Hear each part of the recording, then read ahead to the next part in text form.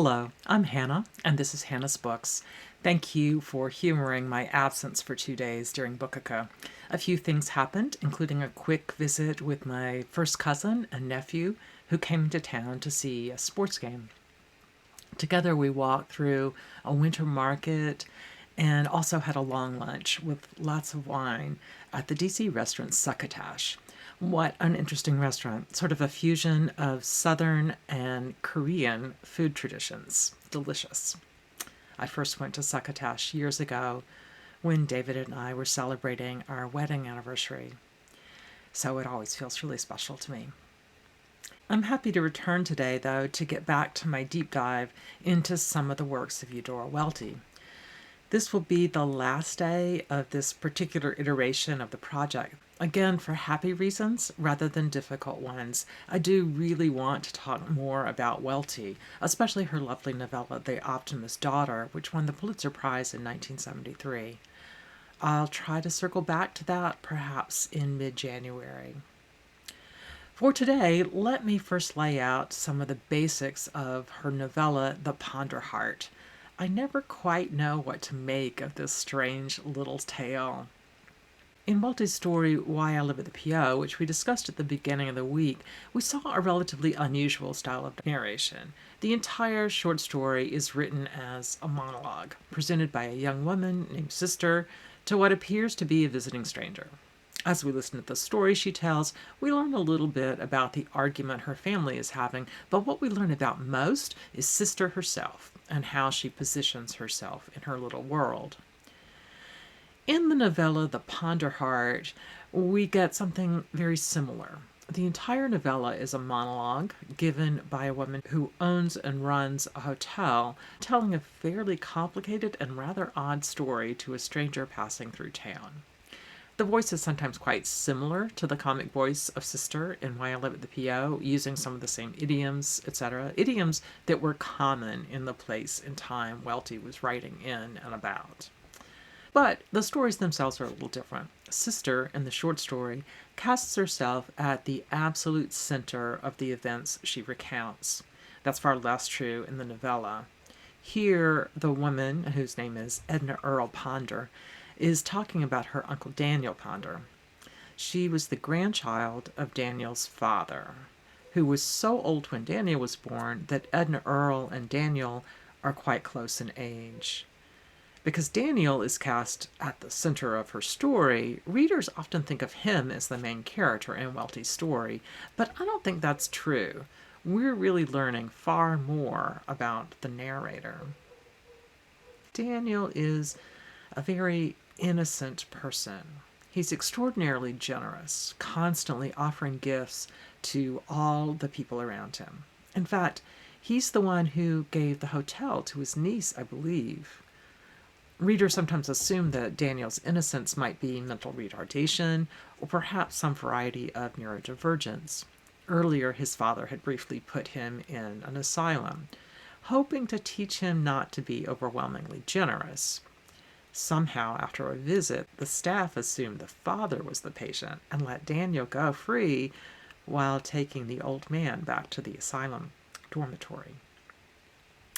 I don't think Welty expected us to have a specific diagnosis in mind. Still, she was clearly thinking about what it means for someone to be so radically more generous than, quote, normal. Is it insanity? Is it criminal in some way, as I think the latter part of the book might make us ask? Does it make him happy? Etc. Daniel's elderly father dies early in the novella because, as Edna Earl explains, the Ponders have weak hearts.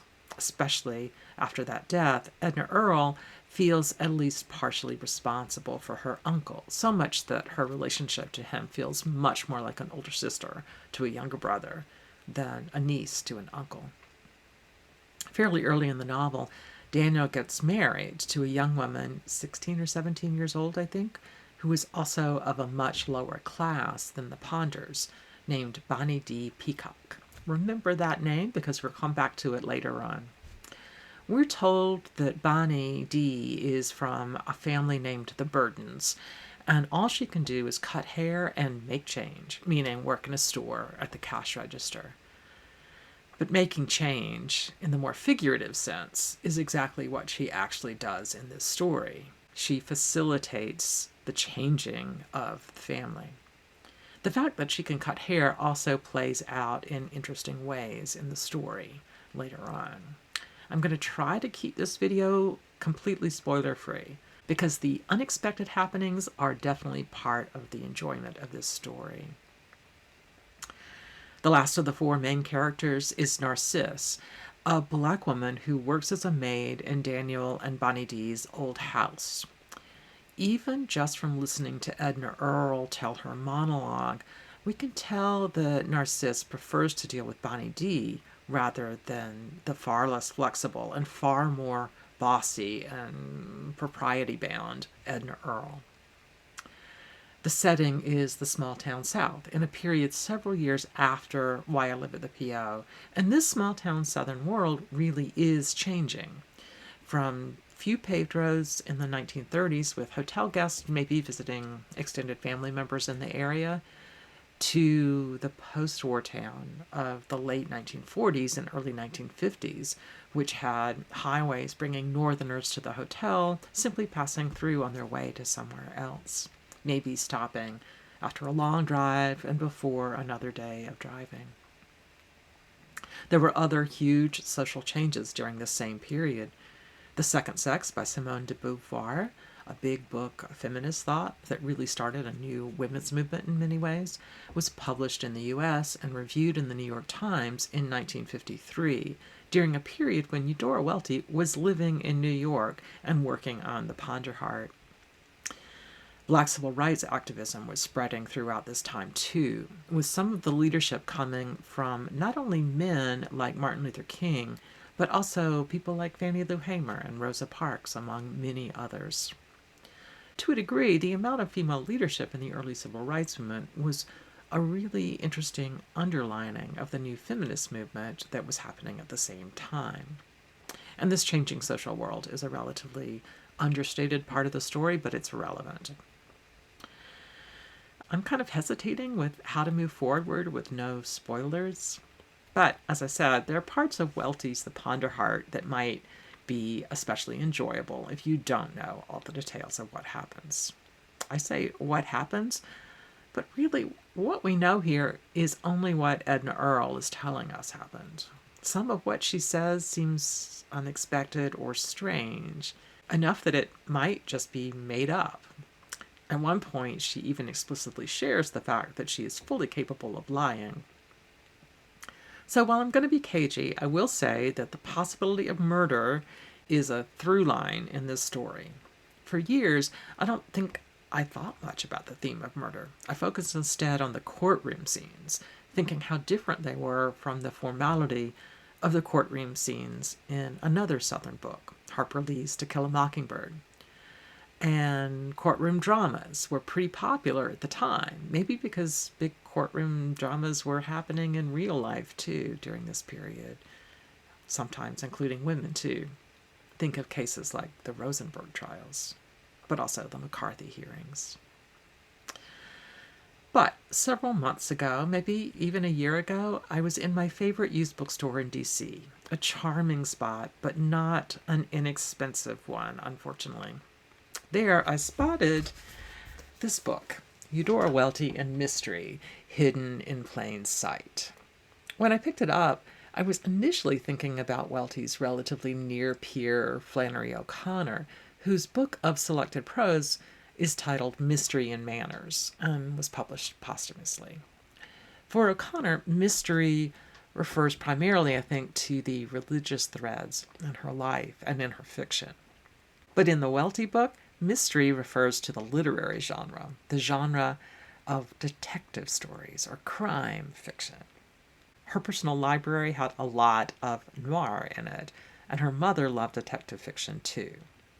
Now, the idea of both Eudora Welty and her mother sitting in rocking chairs on the porch of the house they lived in together, looking over their beautiful garden and drinking iced tea, or Coca-Cola, as Southerners often said, wouldn't have surprised me in the least, but I wouldn't have expected detective books to be in both their laps. Before I go on, I want to say that I know very little about crime fiction and noir. Don't hesitate to question what I say here about the genre and correct me if I'm wrong down in the comments. My understanding is that the period considered the golden age of the detective novel was from the 1920s and 30s, and it was full of writers who were women. Agatha Christie, Dorothy Sayers, Ngaio Marsh, Marjorie Allingham, and Mary Roberts Rinehart, etc. These were Eudora's mother's favorites. They were usually stories about normal, everyday women living in communities that outsmart the usually all-male police force in charge, often because of their supposedly feminine ways of understanding the people in their own particular locale. I can imagine this would be especially appealing to Southern women. But Welty herself also read many of the newer books, which were often written by men, the so-called hard-boiled texts by authors like Dashiell Hammett and Raymond Chandler, etc. It was a, quote, regendered genre, as the scholar Michael Creeling says. In the mid-20th century, men were taking over literature in general, think the mid-century misogynist, in a way they hadn't in a while. Perhaps the shift was because of the post-war emphasis on masculinity. It makes sense that detective fiction could be a big part of that project. Wildly, in 1970 or so, Welty received a letter from Ken Miller, and the two started an intense, decade-long correspondence with each other. Miller was better known by his pseudonym Ross MacDonald, the name under which he published his hard-boiled detective novels, featuring the private detective Lou Archer. Welty had known his work for many years beforehand, and Miller knew hers as well. Years before she met him, Welty, who loved to read crime fiction for pleasure and distraction, also read it very seriously and was seriously influenced by the genre as she constructed some of her books, perhaps especially The Ponderheart. It might start out with one woman telling a long, drawn-out Southern story to someone who wants to escape from her monologue, but the book soon turns into a courtroom drama with one of the main characters facing an accusation of murder. All that Welty humor we saw in Why I Live at the PO is still going on the whole time in the court, and even the whole time in the suspected murder location. In many ways, this is kind of a parody of noir, maybe. Even if you read The Ponderheart with no thoughts about crime fiction, you're going to see some hints of what's coming. Although the murder trial comes later in the book, the first part of the novel prepares us for it by using the language of crime sometimes. Not just the incarceration in the asylum, but also people, quote, dressed to kill. More than one character saying things like, I'm going to kill you dead, to express relatively mild disapproval. A marriage that is merely, quote, on trial and not quite real until some future date. As you go through, you'll start to see that all of the big characters have motivations to kill, too. If you've already read the book and are ready to go in deep on the crime fiction elements, I highly recommend two essays in the Eudora Welty mystery book. The one by Creeling, which lays out the basics of Welty's links to crime fiction, and the one by Rebecca Mark, who talks about the way gender and anger work together in the novella. Both scholars draw very specific parallels to some of the new noir fiction and film coming out during the period, all but suggesting that Welty was responding explicitly to specific works sometimes, choices from Susan Glaspell's A Jury of Her Peers to The Postman Always Rings Twice, etc. I mentioned earlier that I would circle back to the young wife's name, Bonnie D. Peacock. My favorite line in Rebecca Mark's essay calls attention to the fact that one of the possibilities we get is Miss Peacock in the living room with a plate of grainy candy and a knife on a turkey platter. an allusion, of course, to the board game Clue, which had just been released in the American market just a couple of years before The Ponderheart was published. There are, of course, some other themes in The Ponderheart that really stand out. One is the spread of consumer culture, and specifically how women were involved in that spread. Also, if you're still thinking about Uncle Daniel and his generosity instead of the murder trial, you already are seeing that the other big theme is what it means to be kind and giving. I said before that his father sent him to the asylum briefly because he was worried his son was giving too much away. So isn't the book partly talking about goodness? About the idea that all you need to be institutionalized is to be giving? The weak ponder heart of the grandfather may be what killed him, but what do you think of the overly generous ponder heart that Uncle Daniel seems to have? Well, I definitely failed at posting for all 8 nights of Hanukkah this year. I'm thinking I'll make a few more Welty videos during 2026, and I'll add them to a Eudora Welty playlist. Still, the times when I didn't post were some very happy celebratory days that I'm glad I didn't pass up. And my son is coming to town this week too, and we'll celebrate the 9th night of Hanukkah together, lighting the candles one more night, one extra night, this time with no prayers, and eating latkes and sufganiyot yet again, despite the fact that the holiday will have already ended. Thanks for joining me here on Hannah's Books. See you soon.